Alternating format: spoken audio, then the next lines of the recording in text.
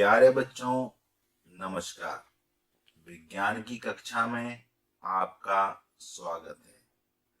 आज हम दैनिक जीवन में विज्ञान के बारे में पढ़ेंगे। इस अध्याय के अंतर्गत हम जानेंगे कि प्रतिदिन हमारे जीवन में होने वाली घटनाएं विज्ञान से कैसे जुड़ी हुई हैं। हमारे जीवन में विज्ञान की क्या भूमिका है। मनुष्य स्वभाव से सदैव ही जिज्ञासु प्रवृत्ति का रहा है। उसे हमेशा अपने आसपास की दुनिया में घटने वाले प्रत्येक घटनाक्रम में कब, कहाँ, कैसे और क्यों जैसे प्रश्नों के उत्तर ढूंढने की उत्सुकता होती है। वास्तव में विज्ञान की शुरुआत इसी उत्सुकता से होती है। जैसे कोई भी चीज ऊपर फेंकने या ऊपर से छोड़ने के बाद जमीन की ओर क्यों गिरती है। प्रेशर कुकर में खाना जल्दी कैसे पक जाता है। चिड़िया कैसे उड़ती है। सभी सवाल हमारे आसपास की दुनिया से संबंधित हैं। मनुष्य में हर चीज को जानने, समझने की उत्सुकता होती है। यह उत्सुकता देखने, छूने, सूंघने, स्वाद चखने या सुनने के कारण उत्पन्न होती है।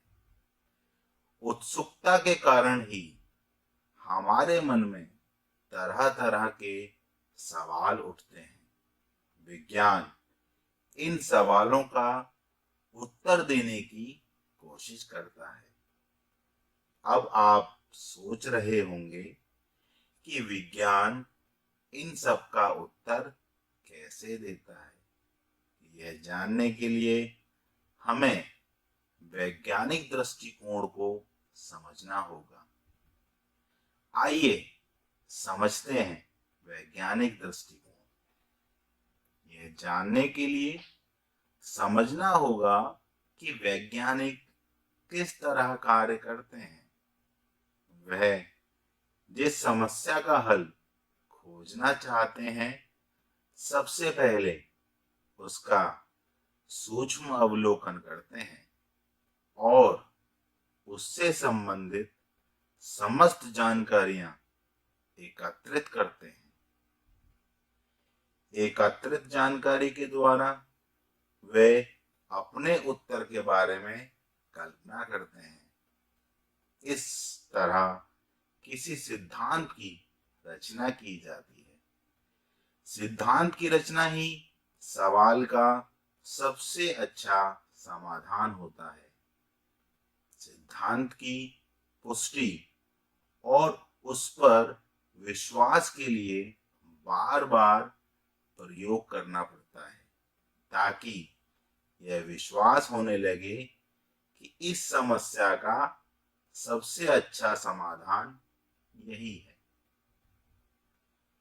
प्रायः आप देखते हैं कि जब कोई वस्तु हवा में उछालते या फेंकते हैं तो वह जमीन की ओर गिरती है। क्या ऐसा हर जगह और हर वस्तु के साथ होता है? यह जानने के लिए हमें कई वस्तुओं के साथ विभिन्न स्थानों पर प्रयोग करना पड़ेगा। आइए देखते हैं। इस तरह की वस्तु जैसे फूल, पत्थर, सिक्के, कपड़ा आदि जहां से गिराएं जमीन पर ही गिरते हैं। ऐसे ही प्रयोग कर महान वैज्ञानिक सर आइजैक न्यूटन ने यह निष्कर्ष निकाला कि पृथ्वी पर हर वस्तु को एक बल लगाकर अपनी तरफ खींचती है, जिसकी वजह से वस्तु पृथ्वी पर गिरती है। इस बल को गुरुत्वाकर्षण बल कहते हैं। वैज्ञानिक किसी भी समस्या का समाधान प्राप्त करने के लिए वैज्ञानिक विधि के विभिन्न चरणों के द्वारा निष्कर्ष निकालते हैं और उससे समाज को लाभान्वित करते हैं। वैज्ञानिक विधि के विभिन्न चरण हैं: जिज्ञासा अथवा प्रश्न करना, परिकल्पना करना, परीक्षण करना, उसके बाद निरीक्षण, विश्लेषण अथवा वर्गीकरण करके उसका अभिलेखन करना, फिर पुनर्विचार करना और अंत में निष्कर्ष निकालना। अगर निष्कर्ष सही है तो परिणाम बताना, अगर निष्कर्ष गलत है तो दोबारा से परिकल्पना करना। विज्ञान के साधनों का उपयोग हम दैनिक आवश्यकताओं के लिए करते हैं।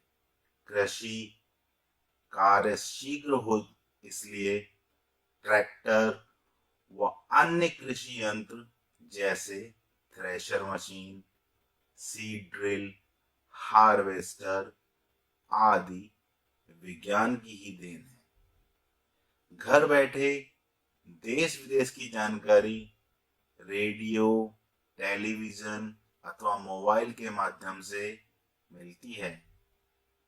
यातायात के विभिन्न साधनों से कुछ ही घंटों में लंबी यात्रा की जा सकती है, जैसे रेलगाड़ी, कार, बस अथवा वायुयान।